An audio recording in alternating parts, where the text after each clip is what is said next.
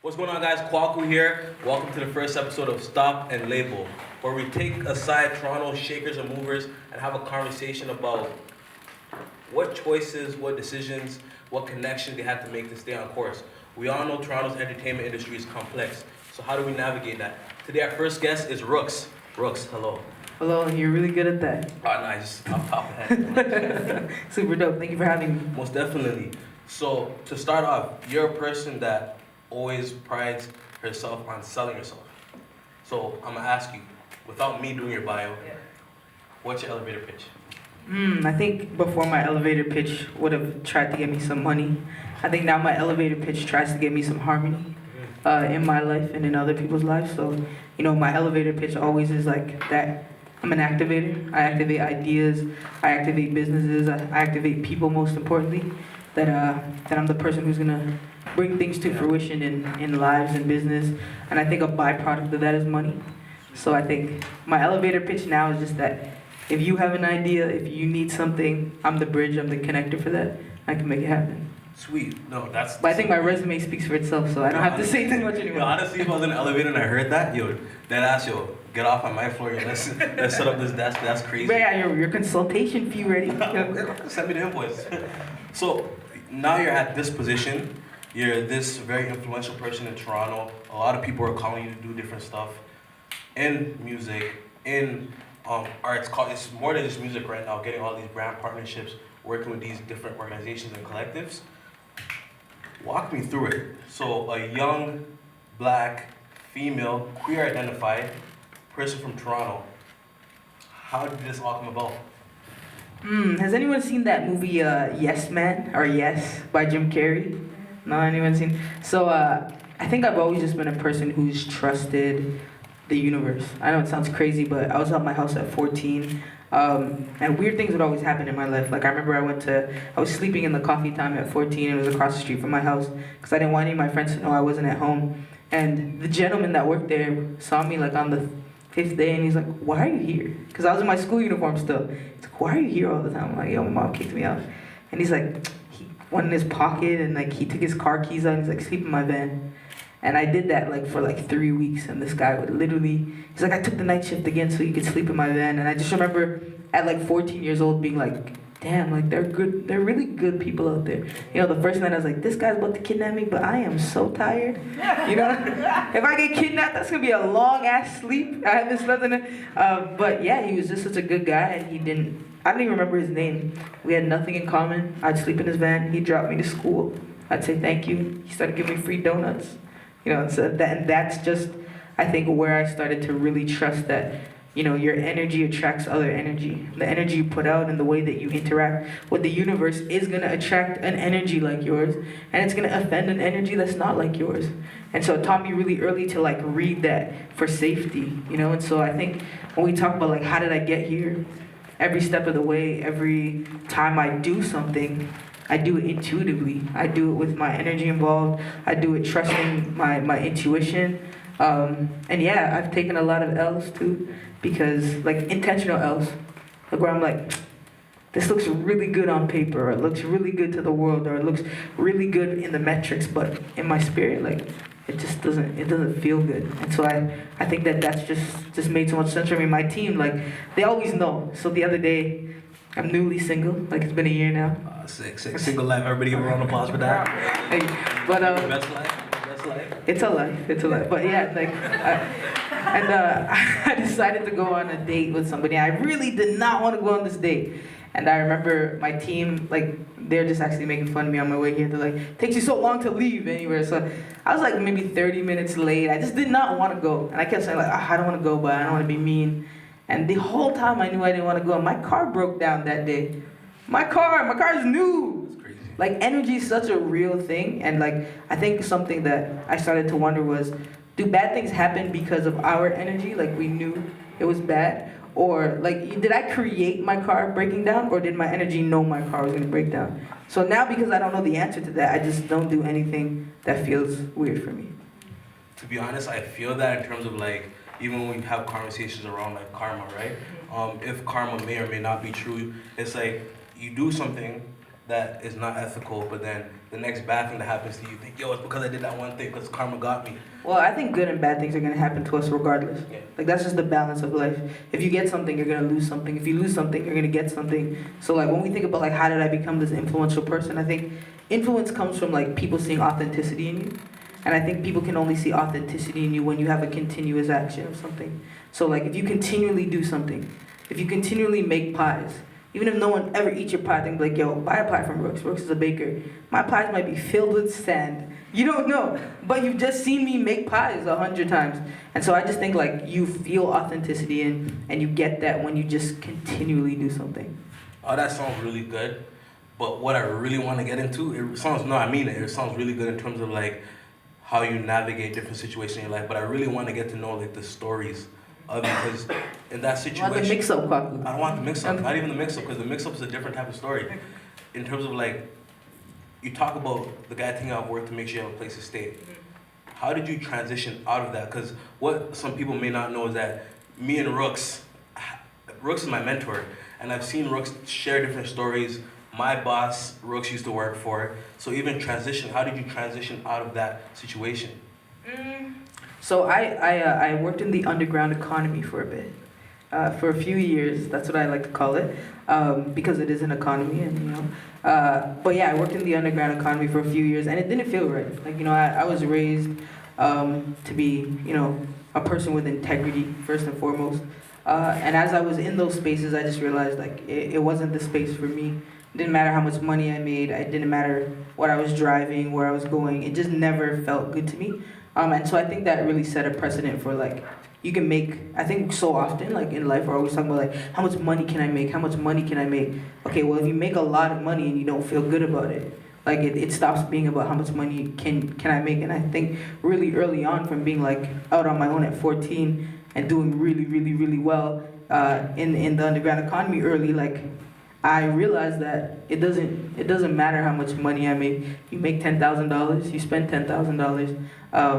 And so when I got into music and had a passion for managing artists, I didn't care about money because I'd already gotten past that phase about caring about money. Like even at this stage, like I don't care about what car I drive. At like 16, I drove a BMW. You know what I mean? So a lot of the things that I feel like in my adult life I should have been striving to attain, I already kind of had that. And so all I wanted to attain was like growth and self-development. And so if an opportunity looked like I could grow, especially because I lacked in like education, or like not actual education because I love learning, but I lacked in like the sense of like institutionalized education. I didn't have a paper. I dropped out of school really early. I had like 8 credits, and I'm like 21 with 8 credits, So it's just like, if somebody gave me an opportunity to learn something, I would always take it because I knew if I learned it, it would be a skill that I could have that no matter what, at the end of the day, once you have a skill, you can always monetize that and be okay. So it was always about like cushioning myself with as many skills as possible without having an actual piece of paper.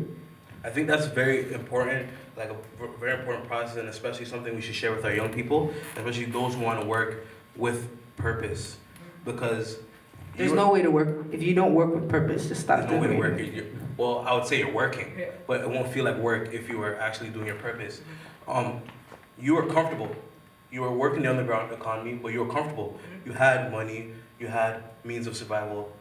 And the common misconception that a lot of us young people have is, yo, I need to do A and B, and my only purpose is to make money, take care of a family. But you were good. But it shows you how important having a purpose and actually doing something you love is important, because from 14-year-old Rookz said I always wanted to do this, I always wanted to be in these rooms, I always wanted to be in this position. I think something like, I'm Caribbean, and something that like I think we often don't talk about too is like, in a young person's life, I don't ever want to discredit my mother, I think parenting is such a key and quintessential part about the way a young person grows up. Like they say in Jamaica, like apple don't fall from pear tree, And so, I do have to credit my mom for making an apple. So it didn't matter if I was around a bunch of pears, I always felt like an apple. And if parents invest in making sure that their kids are cushioned with that kind of like mentality, then yeah, like even if I'm comfortable, but like I can't pull up to my grandma's house and be like, I remember when I had lots of money, nobody in my family knew. What am I gonna tell them? Like, yo, you guys, here's my BMW. I don't have a license. Like, you know, like there's nothing to tell them. And so, yeah, it just never felt good. I was never proud. I was never proud of it. And I think it's not just about having a passion, but like anything you do, you should be able to do and scream it from the mountaintop. You know, like be super proud of being able to say like, I did this thing. You know, I'm super proud of Sandbox. I'm super proud of my accomplishments and the way that I'm contributing to the universe and the world. And I think if you're not contributing to the world, like what you do doesn't feel like a contribution. And that doesn't mean like you have to be Gary Vee out here like, yo man, like if you get up in the morning and you make like, you're the cafeteria person that makes like breakfast for every kid, you've contributed to the world that day. But like, is what you're doing subtracting from a better existence? And I realized that what I was doing was subtracting from a better existence for other people. So always thinking whatever you're doing, when acting in purpose, you're making sure you're actually leaving something behind for the world rather than taking away. Because you leave something behind regardless. It's what are you leaving behind? Everything we do leaves something behind. It's like, can you look back and be like, yeah, I'm gonna claim that moment right there, that was me. You spend some time working with young people. I would say, well, I can't tell your story for you, but sort of in the middle. Yeah, so I love basketball. Yeah. I really love basketball. And at like 19, I went back to high school. And going back to like shouting on my mom was always like, yo, you don't have to live here. If you don't want to live here, go to school. Go to school, go to school. She's like super on it. And like, she'll call me all the time, like, or text me in the morning, like, I don't know what you're doing, but I hope you're in class. I'm like, you know, I'm not in class with me. Like, you know, like, but yeah, and she just would be on me about it so much. And yeah, so I went back to school at like 19, and I wanted to play ball, and they wouldn't let me play ball because it was like my 7th high school. You know, and I had a really bad. Yeah, I had gone, like I bounced around from like high school to high school, and they wouldn't let me play ball because I had like a really bad attendance, and they're like, the only way you can play basketball this season is if you join, it was a violence intervention program. Because also when I went to school, you know, like the teachers knew, I drove to school, you know, like I drove to school, I had like, you know, I was that kid, like I had a new pair of Jordans on every day, like, you know, like I had like chains and like, I literally looked like a drug dealer in school, like, you know, but I was like the most, there was no hiding it, like I remember being like 16 with girls, like, you know, like, yo, miss, please, can I go to the bathroom, miss? You know, I was that kid, like, in the hallways, like, I actually went to my school the other day, and like, if you ask anybody, like, where Rookz was, I was in the hallways, like that's what I was in the hallway all day long. Yo, that's like, why is that? Because like even in high school, all the like the cool kids stay in the hallway. But you skip, but I just go home. Like if, if I was to skip, I'm going home. Why am I? Yo, I 100% I say that now all the time because I think that's like another. It's a challenging part about being a part of Black culture, right? Unfortunately, like in school, Black culture means you don't care. You know, you have this. I know kids that wake up early before the bell, bro.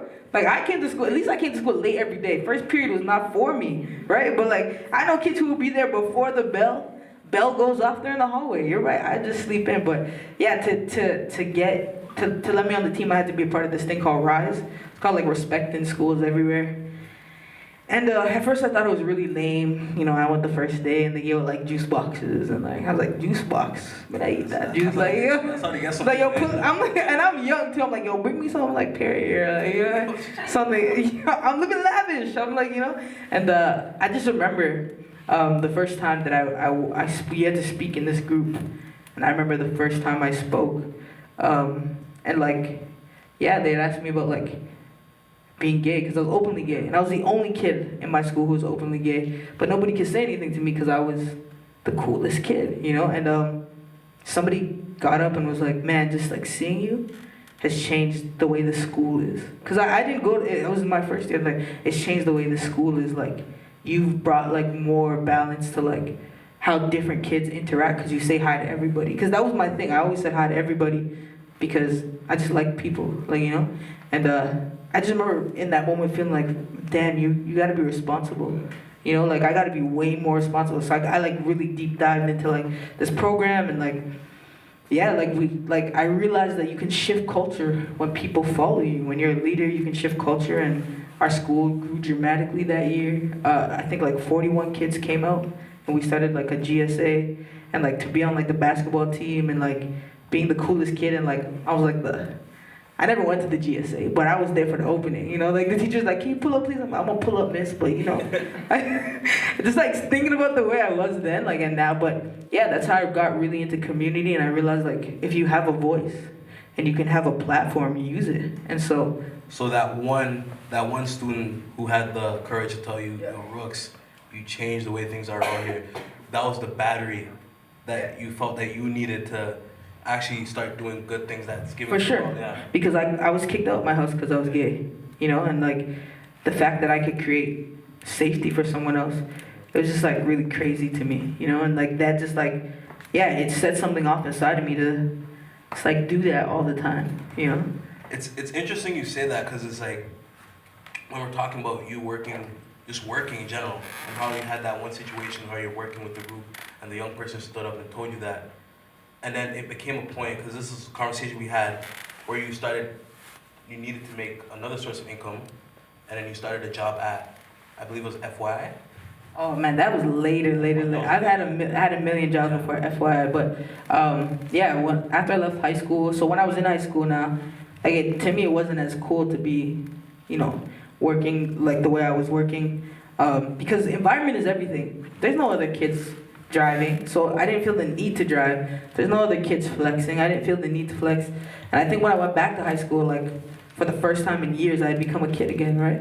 I'm gonna get to play basketball and like hang out with kids and like, you know, they're like, man, I don't have no lunch money, and I'm like, yo, everybody gets a pizza. Like, you get a pizza, I'm buying. I remember that was like I used to spend like $100 a day on lunch and buy everybody's lunch, and like, it was just as a different experience for me because I had to grow up really fast, you know. And yeah, I forgot your question entirely. So, moving on, that wasn't the only... Yeah, so I started doing security, so that's how I got into music.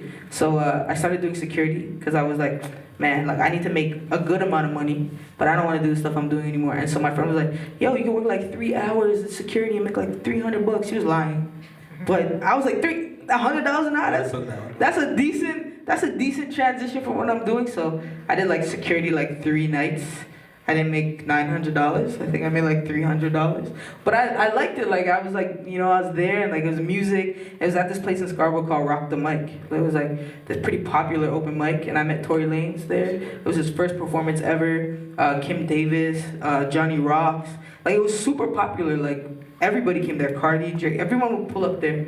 And I didn't know anything about music, you know. And so, yeah, like. Around the same time I was going back to high school, and my childhood friend was there. She was the only person that I knew in the school.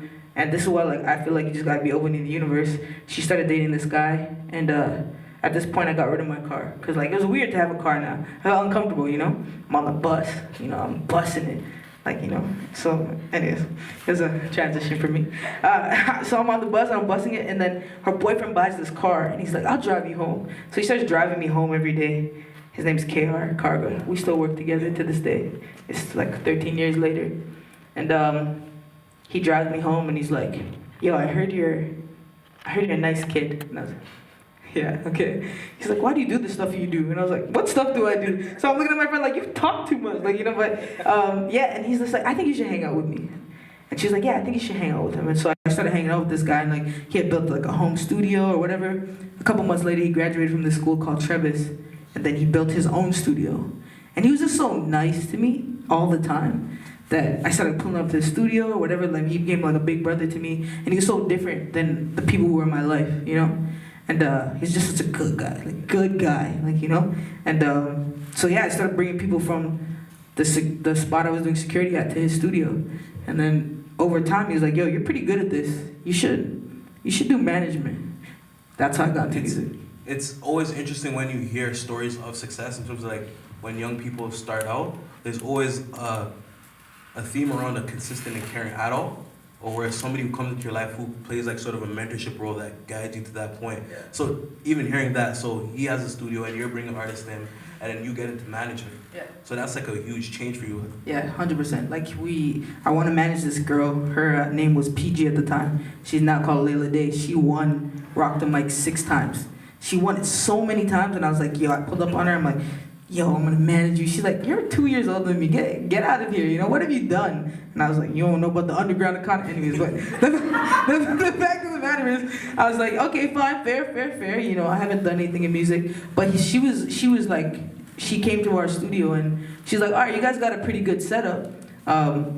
There's a girl that I think you should meet. I don't need management, but I think there's a girl you should meet, and she introduced me to Shy Wisdom.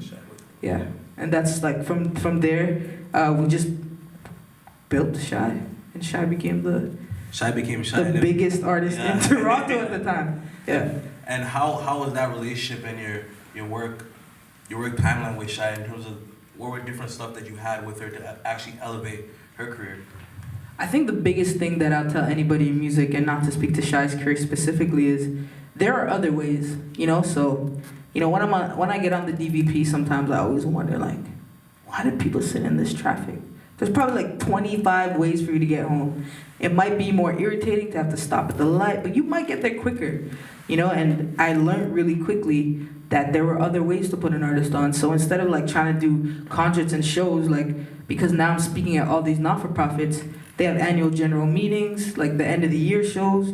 So I started pulling up to not-for-profits and having her perform there, and like, yo, who has a birthday? Who has it? So we just started off in such a different space that by the time the music scene had heard about Shy, she was already popular. And I think that when you're thinking about building a career or doing something, go the route least traveled. Isn't there like a saying or something like go the route less traveled, because you'll be able to own a lane before people even know who you are. So by the time we had gotten into like, yo, this is the music vibe, we had already won. Yeah. Now Shy being as big as she is, right? How did that relationship? Because you're not Shy's manager. No. How did that end? Was it amicable? I don't even know that word. I have to Google it. I'll be honest. I'm not gonna front like. It didn't end well. Yeah. My end of my relationship with Shy did not end well, but I think that was a growing opportunity for me as well. And for a long time I was kind of annoyed about it, but I'm grateful. And I think when we think about like our life and what we want to contribute, I wouldn't have been a good music manager because I just care about other stuff. You know, I don't think I'd make a good record label exec, because you know somebody's gonna come in and tell me they had a bad day, and you know the album's supposed to drop tomorrow, and I'm gonna be like, oh, it's okay, you know, we'll do it next week. I just care so much about people that, you know, a part of being a music manager means you have to exploit somebody. You either have to exploit somebody or break them enough that they listen to you, and I wasn't good at either of those. And so, you know, an artist believes in what they believe in, and that's a part of what makes an artist an artist, is that they believe so much in themselves that you really have to a lot of managers, there's only two kinds of managers in music. You got lucky or you're super powerful. So like you're Quincy Jones and you could tell somebody to do anything and they're gonna jump through those hoops, or your boy just blew up and you guys are playing PlayStation 3 and he's like, yo bro, you coming with me? Those are the only two kinds of managers. But that middle piece, that's a difficult space to play in, and in order to grow in that, you really do have to be a particular kind of person. So this is a good stop and label moment, because here you are, Rookz, who's made these transitions into working security, to going to these events, to managing an artist who reaches this hiatus in her career, and then everything stops. The relationship ends negatively, and as this big artist, blacklisted. You're blacklisted. So that's that's a crucial part, because that's your first time. You're sort of, things look like they're going well, and then the city backs you up. In 2012, I picked up my Lamborghini. I knew what color it was gonna be. I kept wondering like, why are there only 2 seats? Because I was like, I want 4 people over there. You know, I was like thinking about all these different. Yeah, I was like, no, one person can't see me in the Lambo. I need 3 other people looking at it. You know, but exactly. But yeah, it ended very badly. The city responded very badly. It was a very interesting thing. It was like Mean Girls on. Like I didn't know that the culture of the music scene had, because I wasn't a part of it. I didn't really know anybody outside of like, oh, you're booking my client. Okay, I wasn't like one of the people who would come up in like one of these like groups of things where I had all these like relationships that were strong enough that when we fell out, these people came to like bat for me. They're like, oh, okay, she about to blow up. We don't know who you are really, you know. So yeah, it was crazy. I think because that's a situation that happens in the end, whereas you're sort of working with the artist and then you get blacklisted. I want to also touch on for younger people trying to get into the entertainment industry is one thing that you have to understand, especially with Toronto and how it is. If you're even in the beginning, it's hard for people to acknowledge you unless it's cool to acknowledge you. Well, yeah. I think that it's not just Toronto. It's a lot in Toronto because it's value proposition, and I think that people forget that in entertainment, human beings become products. What is your value proposition? And I think a lot of times people don't have a real value proposition and they don't recognize that themselves. And so I would never say it's too hard to get into it in Toronto. I would say you have to have skills. Skills or network is the game for anybody. You know what I mean? There's a bad scientist somewhere doing really well because they either know somebody or they have a lot of skills. And so in Toronto, like, yeah, for sure. But 6 years later, we see where I'm at. And I credit that to skills. At the end of the day, if you have a skill, you're always okay. And I think that's a challenge in our community. That's a challenge in the urban space. That's a challenge in the space for young people who are marginalized and come here and kind of forget that our parents were able to provide for us and make a way for us because they had a skill. You know, I was talking to my grandmother the other day, and my grandma's like retired and owns like a house in Jamaica, a house in Toronto, and like she's doing well, you know? And she wasn't a lawyer or a doctor. We were talking and she was like, yeah, I used to work at Swiss Chalet, work my full-time job, and in between those, I would sew sequins on dresses.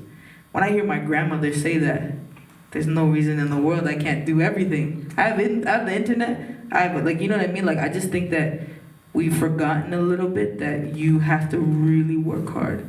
There's somewhere along the way that we really forgot that hard work pays off, you know? And part of that is like always reminding yourself, because that situation where the city blacklists you, understand that Toronto, especially, or industries in entertainment, have that value proposition system. Well, I think you can only get blacklisted in a small town. In a small town where people... And Toronto's a small town because there is no value proposition for a lot of people, right? And so it's easy to get cut out of a space where there is no real winner.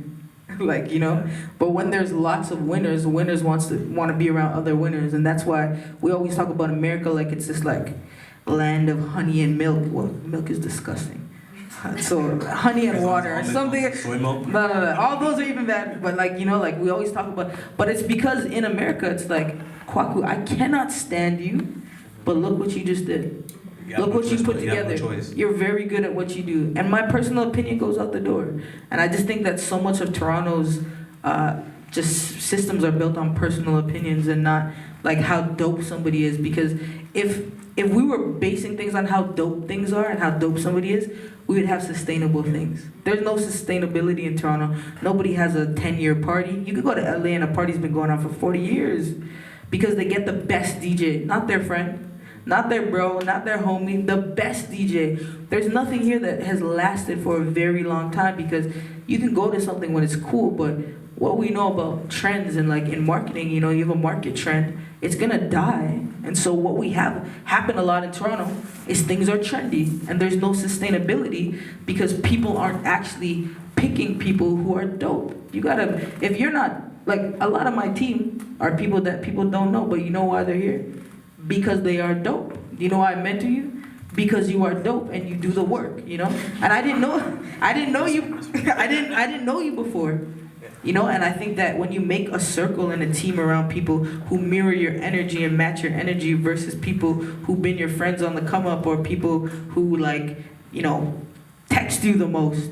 When you actually have a standard of what like your relationship should look like, what you get from them, what you give to them, I think that's how you create sustainability. That definitely, like I really vibe with that because that creates like a longevity and how you build that foundation. Because if you really look at Toronto's entertainment industry, you see a lot of people who sort of quote unquote look like they're on, but that glass ceiling they have because they're not really putting in the work, or they don't have that. Because they're not good. Yeah, I'm trying to like. They're not good. They're not putting in. They're not good. They're not good, and they're not putting in the work. It's just they're friends of friends of friends who know how to do such things. But I want to go back. Because that blacklist. One thing we missed out.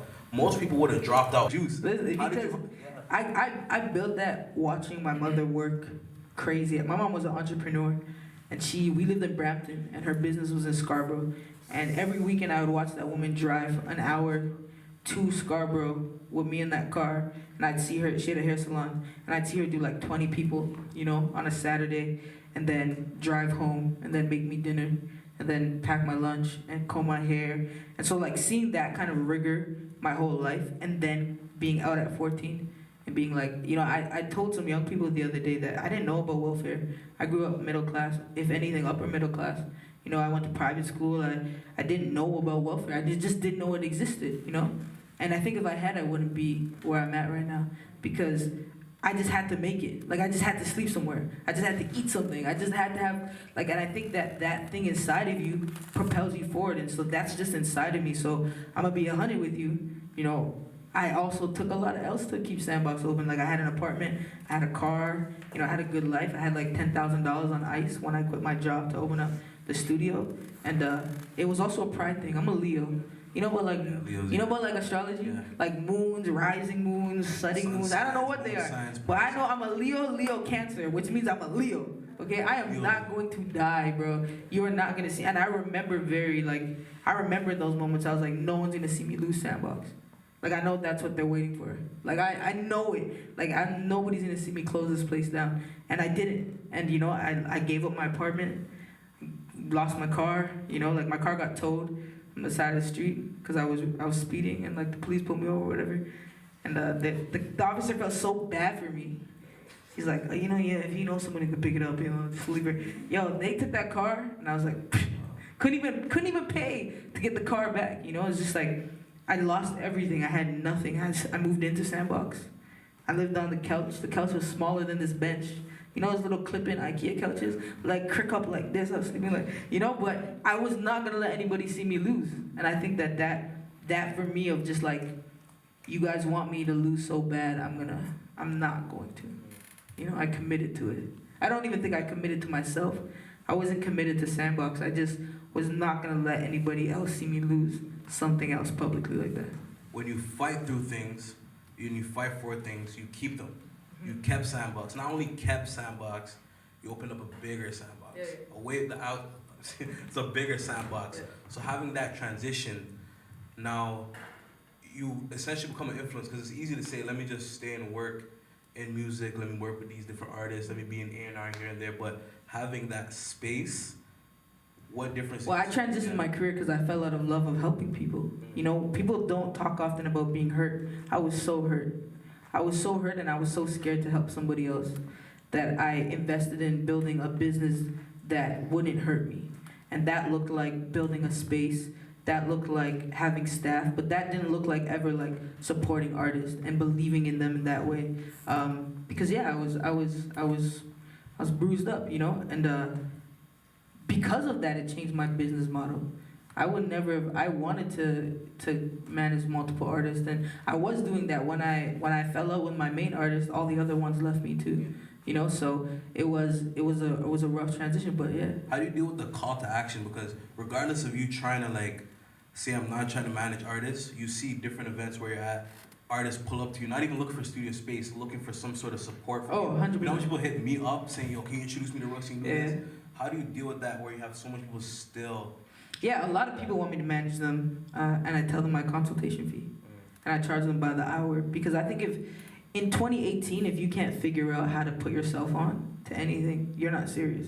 And I know that sounds super crazy and maybe like a little bit, you know, but it's 2018. You can Google anything. There are laser cutters that can cut out your face in wood for $1 a minute. There's so many things that you can do in the world now. Like, you can order a t-shirt from India for like 1 cent, you know, and like sell merch. There's just so many opportunities that, to me, if you're not doing it in 2018, you don't want to do it. So I don't want to if I'm gonna ever manage somebody again, it's because they've done it so well that they need my support. They don't need my help. Help and support look different. I don't help anybody. I support what people do, right? And so that's why I shout out my team, shout out D'Amica, shout out KR, shout out everybody who works with me all the time. Like, you know, when we talk about my influence, like my whole team's here, like Samson's in the building, Marisol, Desiree, Kish, like, you know, I pulled up with a bunch of people that work with me every single day. Not just you're never an influencer without other people. Yeah. And like, I think it's really important that every single time I take a step and people like acknowledge me, I acknowledge my supports. the people that I lean on and move forward with, because you can't move. No man is an island, and I think that's Toronto's main. That's Toronto's main like complex right now. They're like, I can do this. Like, no, you can't. I don't do it by myself. You need a team. Beyonce doesn't do it by herself. Will Smith, nobody does it by themselves. You know, there always may be a front person, and I think that that's the other challenge in Toronto. Everyone wants to be the front person. Everyone's not built to be the front person. You know, Elon Musk is so cool to us because he's so cool. Let somebody else be Elon Musk that's not cool. And we don't care about Tesla. We're like, Tesla. There's a spaceship in there. Yeah, but Tesla's an ugly ass car if you really look at a Tesla. Yeah, you gonna say it. Yeah, no, but I will buy a Tesla tomorrow because we believe in Elon Musk. You know, and I think that understanding that leadership comes with a sense of like people who need to believe in you. I'm lucky that I have my team that believes in me as well, and it's okay for me to go and flourish because they know when I flourish, I'm gonna turn around and make sure that they blossom too. You know. We're gonna get into a bit of Q&A, but before that, what I want to get at, and it's like I wouldn't feel right going home if we didn't speak about this. So Rookz, just you laid down so much facts. You have the tools. You have the integrity. You know what to do. You know how to move in this city. You've made moves. You've made decisions. You still are a boss. You're still moving like a boss. People. But in the above ground economy. Yeah, I kind of saw like, yeah, in the above ground economy. And now you have this influence. People are coming to you for stuff. If you're not gonna manage me, I'm gonna be on your Instagram. I'm gonna look at that. I'm gonna every day your stories. I'm gonna show up to these events. Monday, you made an announcement. Yes. You are now the executive director of Manifesto. Please give a round of applause. It was going back to like how your spirit leads you. Is that, you know, I get offered jobs at labels all the time, especially labels in the States. And you know, labels offer you 6-figure jobs to start in America. 6 figures in America is like 100,000 million gazillion Canadian dollars, okay? That's how much, when I see 6 figures, I'm like, oh my God, like, you know, you transfer that to Canadian, it's like $1 million, you know? And so it's like, I turn down jobs all the time because when you say that I've been a boss, like I'm a boss, I've been a boss in the underground economy, and I know what it feels like to make money and not be happy. And so deciding to go and be the executive director of a not-for-profit that can't even pay me, you know, $5 here, like shout out Manifesto, but you know, for what I'm doing and what I'm worth, I'm not even being paid really, you know, but I believe in it, and I think about what is the impact that I can have on the city being the executive director of Manifesto. What has Manifesto had as an impact on the city? And I think about the leaders, and you know, just to close it out, is we're all like seeds. You know, we all need soil, we all need water, and you got to be careful of the other seeds around you, because as seeds grow, they let go of their nutrients, and it changes the kind of tree or plant you become. And I look at Che, and I look at the founders, and Ryan, who co-founded Manifesto, who get up and meditate and love their families and have these like Che Katori, who is the main founder he was the founder of Manifesto and did all this. He manages Michelle Montana, which is like a global artist, and he's the kindest, most humble person. So if I'm gonna become a tree, my seed needs to be planted next to that kind of tree. Because you can grow and be a strong tree, but you can be a poisonous tree. And I'm very cognizant of the fact that I want to bear fruit that other people can eat. So choosing Manifesto was aligned with my spirituality as much as it was aligned with me professionally. Having said that, and this is like a personal question, just me attending Manifesto every year since it started, do you care to share something you have in mind for it moving forward? So yeah, I think Manifesto closed the gap.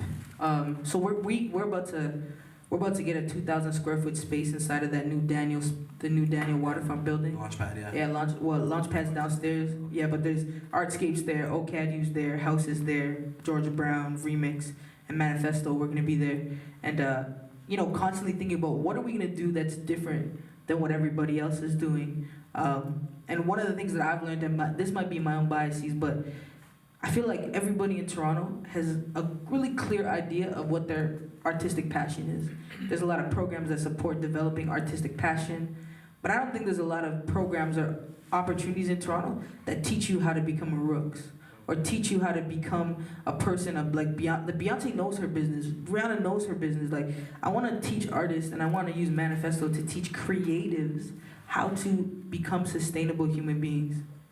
Like for real, like developing humans. Like when we get on the phone, I'm talking to Che and I'm talking to the board. Che's always talking about like, yo, Rookz, I just want Manifesto to develop humans. So what I see for us for the next year is like, how do we create a space that incubates the development of humans? Because I think if I develop you and we talk and you'll naturally figure out what you need to do, but focused on creatives. Because if you put a project out, but you still owe $5,000 to the CRA or to OSAP, and I haven't helped you figure out how to understand your finances, you're never gonna figure out how to be a better creative. If you are homeless, and we're not like, there's so many things that we need to address for creatives that I think will make better creatives, because a better creative comes from a more supported human being. Because we're all creating something, but like I said, if you don't get water, you don't get sun, and you don't get the right soil, that is what manifesto is gonna be. What is your manifesto? What is everybody's manifesto in the city of Toronto? And how can we help manifest that? So I really want to bring it back to the word of like manifest, because manifestation is such a powerful word. To manifest something, thoughts become things. I really want us to like get back to that place versus like, yo, you just like, I don't know, like you are able to put out a record next week. If you can put out a record next week, but you hate yourself 2 weeks from now, that's problematic. And that's the work that Manifesto wants to do. Yeah, we want to showcase artists with our festival, which is of course going to be the best one ever this year, because I'm declaring that. Yeah, but you know, in the meantime, between now and August, how can we incubate, elevate, and educate as many creators in the city of Toronto as possible? It's a doors open policy with Rookz. It's always been that way with Sandbox. So now that it's my job to connect the city, that's all I'm going to be doing, is connecting people to opportunities to manifest themselves. Rookz, I thank you, the city thanks you, and the city loves you. Please give a round of applause.